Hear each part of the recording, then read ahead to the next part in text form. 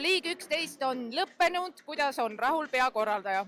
Väga rahul, tõesti rahul. Mul on nii kahju, et see läbi sai. Ma rääkisin lauas kogu aeg, et see võiks olla veel ja veel ja veel.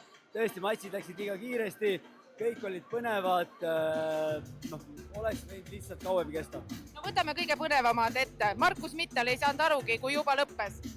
Ja seda matši ma kahjuks ei näinud. Ma just olin lahendamas ühte korraldajaga seotud probleemid, ma pidin olema kuskil mujal, ma ei näinud, mis juhtus. Et selle ma vaatan kindlasti järgi. Naiste matši nägid? Jaa, super, uskumatu, vägev. Vägev on ju, millised naised meil Eestis on? Täpselt, ja samas kehakaalus on veel Astrid Johanna Grens ja Sigrid Kapanen. Uskumatu nelik. Uskumatu nelik meil, loodame neid ükskord sündmusel näha, kõiki nelja. Täpselt, miks mitte teha turniir neile? Noh, ja Sander Reemets ja siis vastane Konstantin.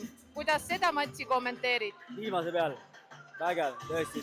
Algusest lõpuni mehed olid teravad. Ei teadnud lõpuni tegelikult, et mis saab, kuigi kohtuniku ühehäälse otsusega võitis Uskov, aga mitte kohtunikuna oli selline tunne, et ei tea, kust see pauk tuleb ja kes kaotab. Esimese raundi võitis Sander ja teised 2 võitis Uskov ja sinna see otsus läkski.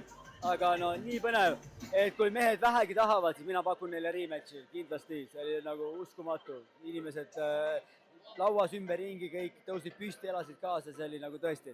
Ütleme, et sul endal ka hääl tundub olevat veidi ära, karjusid ka täna? Täna on pikk päev olnud. No Kristjan Jahimatsi, võtame selle ka korra ette, raske kaala ainus täna. Meil raske kaalu Uku Jürjendal, kõik austavad teda ja jälgivad ja hoiavad talle pöialt, et tal läheks hästi. Aga Kristjan, noor. Väga äge poiss, väga kihvt. Nii sümpaatne, tore, viisakas. No, tõesti äge poiss ja tal on kindlasti koht alati minu võitluskaardis, kui mul on võimalus teda sinna panna. Ja ma usun, et näete teda kindlasti novembris, kui ka mitte juulis. Ja finaalmatš, eestlastel rõõmu kui palju ja Mitjajevil ka. Ja, Ruslan Mitjajev, selles mõttes, nagu ma olen alati öelnud, tehniliselt on ta nagu klass omaette.